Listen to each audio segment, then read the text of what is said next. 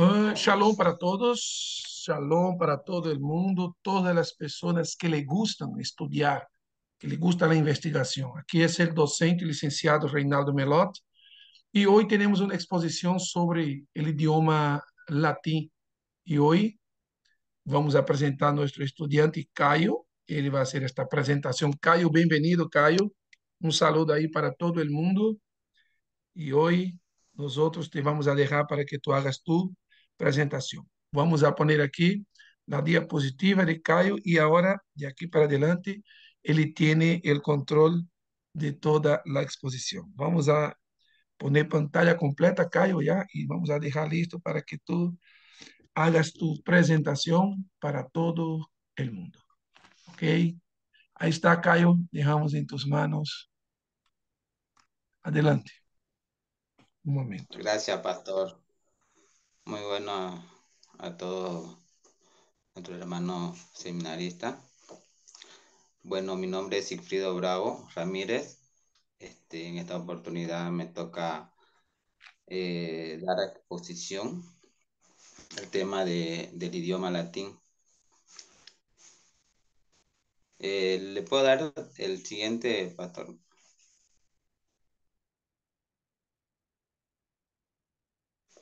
Eu quisiera que Ya, ustedes solo digan siguiente, nada más, siguiente, y yo paso, ¿ya?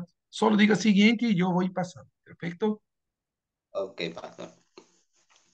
Bueno, para entender un poco lo que es el tema del idioma latín, estuve viendo que para poder entender un poco, tenemos que empezar a conocer lo que es la antigua Roma, que es de donde se deriva el latín, ¿no?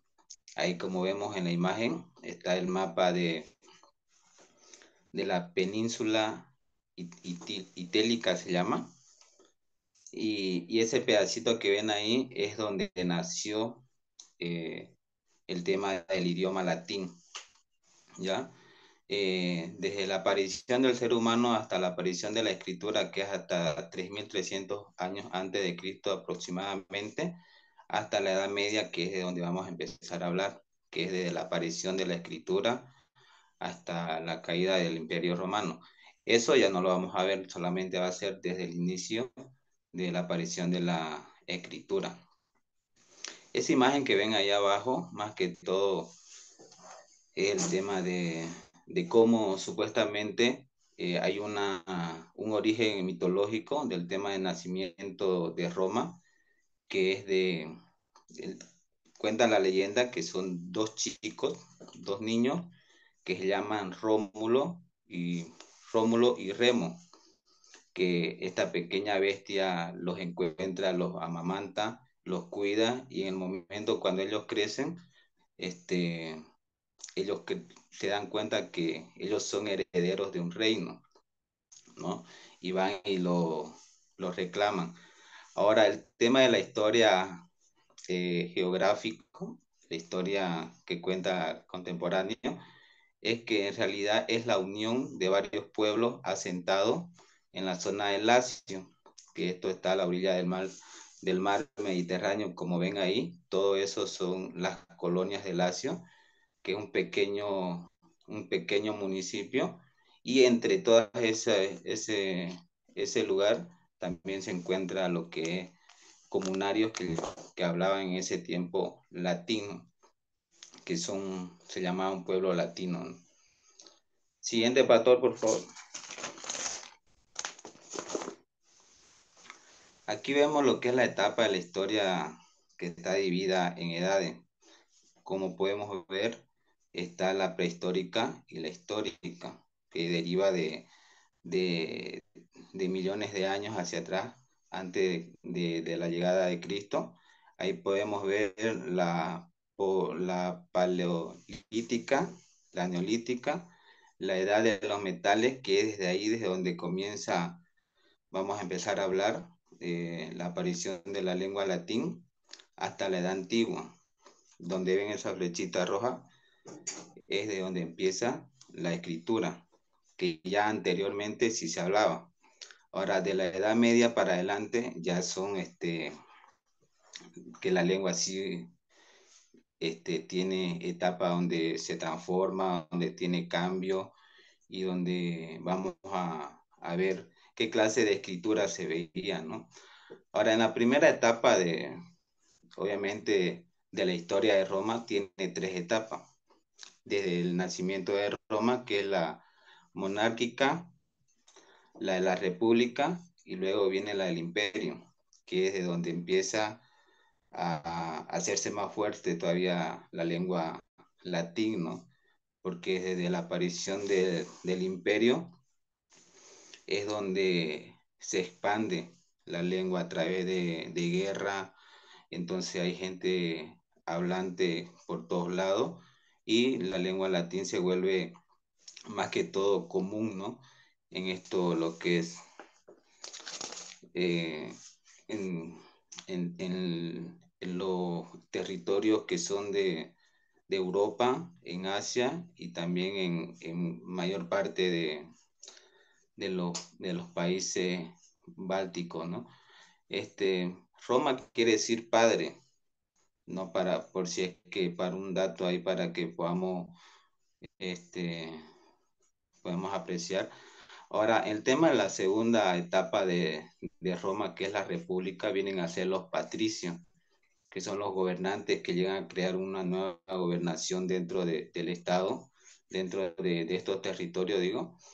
Y ahí donde aparece la figura de Julio César, que es un encargado de expandir el territorio de gran manera, o sea, expande el territorio más grande del mundo y se hace llamar, bueno, es Julio César quien invade todos los territorios y es ahí donde empiezan a llegar la lengua latina a la mayoría de los pueblos de Asia y Europa, ¿no? Ahora, en la tercera etapa que es un solo emperador, que es donde estamos llegando aquí en la Edad Antigua, que justamente en ese momento donde llega Octavio I, que es el primer emperador de Roma, que se hace llamar Dios, pero en esta etapa de la historia de Roma, también hay un periodo que se llama Paz Romano, que es justamente porque este emperador ya no conquista mucho más territorio, simplemente se queda con los territorios que hay, que Julio César gobernó y obtuvo, entonces es como que simplemente el emperador trata de mantener todos estos territorios. Siguiente, Pastor. Ahora, el tema de las clases sociales en la Roma antigua, vemos que son los no ciudadanos y los ciudadanos, que se llamaban normalmente en escala, ¿no? Como en cualquier sociedad.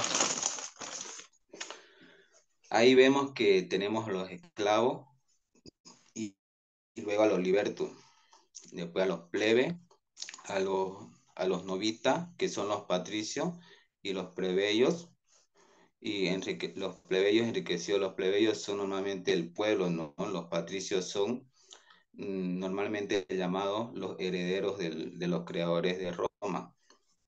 Y los plebeyos son el mismo pueblo, que no se juntan con los esclavos porque es cosa diferente. Ellos se llamaban plebeyos porque pertenecían a la clase más alta del statu quo de Roma. Y luego vienen los senadores y administradores del imperio. Aquí entran el tesoro de la nación, los senadores y todo aquella que tenía una función en tema de poder administrar, ¿no? El imperio romano. Siguiente. Ahora, así nomás cortito, en la economía de Roma era la agricultura, como podemos apreciar ahí. Normalmente era lo más fuerte que podía tener, que era la agricultura. Ellos se especializaban en esto, tenían esclavos por todos lados, entonces la agricultura le iba mejor. Y esta era la clase de moneda que se usaba en aquella época. Siguiente. Ahora, el origen del latín, como podemos ver, ya vimos un poquito de la historia de Roma, ahora vamos a ir al origen del idioma. El idioma es una lengua indoeuropeas. ¿Qué quiere decir indoeuropeas? Que es una de las lenguas que se utilizaba dentro de Europa, más que todo en una escuela alemana, ¿no? Que se llamaba, que trataban de juntar la mayoría de las lenguas. Y entonces, de ahí vienen como unas tribus que venían también a hablar las lenguas itálicas. Las lenguas itálicas son lo que la mayoría de los territorios que están ahí dentro de ese puntito verde que ustedes ven. Entonces, la mayoría de estas lenguas hablaban dentro de ese territorio y el latín normalmente se hablaba en un pequeño territorio dentro de estas lenguas. Era como una tribu que se hablaba latín dentro de todas estas lenguas itálicas. Y de ahí recién vienen las lenguas románicas. Un ratito va a estar.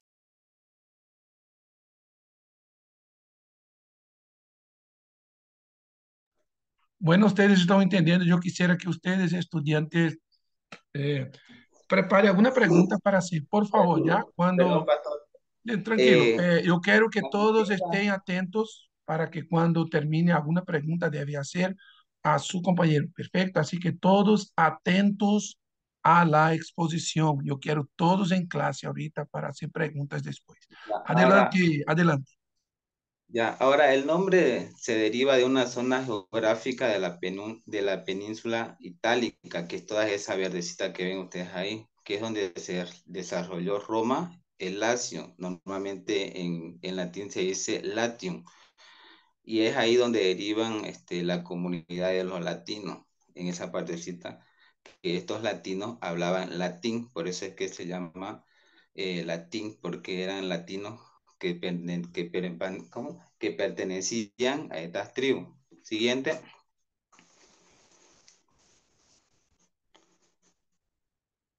Ahora, ahora la expansión, como hace rato estaba mencionando el tema del Imperio Romano, cuando llegamos a la tercera etapa de la historia de Roma, es aquí donde se deriva, donde ven este mapa verde, es toda la parte donde solamente se hablaba eh, el latín hasta el principio. Y el mapa donde está rojo es donde pertenecían las tribus, donde estaban los latinos. Aquí ven el mar Mediterráneo, claro que está en el idioma latín, dice mar Tirreno, y ahí están las tribus. Roma está en la partecita de arriba y entre estas tribus había una comunidad o una tribu que se llamaba los latinos, que por ende ellos hablaban el latín. Es desde ahí donde se genera el idioma oficial de Roma para la expansión de todos los pueblos. Desde el Imperio Romano es donde allá arriba ven el otro mapa, es donde va expandiéndose este idioma. Ahí dice a finales del siglo sexto antes de Cristo, dice acá, hablaba el latín solo en una pequeña comunidad establecida en la región de Lacio. La región de Lacio es todo ese pequeño mapa color rojo. Pero a medida que se extendía el poder de Roma, se usó para la expansión imparablemente por los territorios conquistados difundidos por los soldados, los colonos, los funcionarios y los comerciantes. Entonces, de aquí es donde empiezan a salir las lenguas que vienen a ser dos ramas de latín, la rama occidental y la rama oriental, del donde deriva el castellano que nosotros hablamos o el español es de la rama occidental, que se expandió más que todo para el lado de Europa. En el mapa lo podemos apreciar. Y de ahí vienen dos ramas más que son las lenguas ibero-románticas. Eso, ibero-romántica, es donde recién se establecen la lengua española, la lengua portugués, el catalán, y vienen a ser como el gallego y otros idiomas que son de las lenguas ibero-románticas. Y luego son el francés y el italiano que pertenecen a otra clase de rama. Pero Las lenguas que nosotros conocemos, que es el español, el portugués y el catalán, derivan de las lenguas ibero-románticas. Ahora, desde ahí, desde España, que podemos apreciar, luego se expande hacia el Nuevo Mundo, que sería después de las colonizaciones de América. Entonces España es el que se encarga de llevarle el idioma hacia estos nuevos mundos, ¿no? Ahí arriba en el otro mapa igual es el mismo, solamente para que podamos darnos cuenta el pedacito de territorio que pertenecía a las tribus. Siguiente. Ahora, se dice que hay dos latín, que es el culto y el vulgar. Normalmente el culto se podía apreciar por el Senado, los filósofos, los oradores y los escritores. Pero esto es hasta antes de la caída del imperio. Luego de ahí para adelante solamente lo hablaba la Iglesia Católica, que actualmente la Iglesia Católica en la actualidad aún lo sigue, perdón, aún lo sigue hablando. Lo hace más que todo, lo hace más que todo para mantener en su idioma los significados y las palabras que se puedan mantener estables. Se le dice que es la lengua latín no muerta, porque aún en pequeños lugares se sigue hablando el latín. Y en el Vaticano el latín es el idioma oficial. Ahora, el latín vulgar, que normalmente se habla a los soldados, los campesinos, el pueblo conquistado, como vemos en el gráfico anterior, hasta el imperio, los romanos hasta el año 447 llegó a ser latín vulgar. Se llama vulgar porque eh, los soldados, los campesinos tenían una libertad de poder hablar el latín sin necesidad de que si está correcto lo que están diciendo o si las palabras son bien pronunciadas.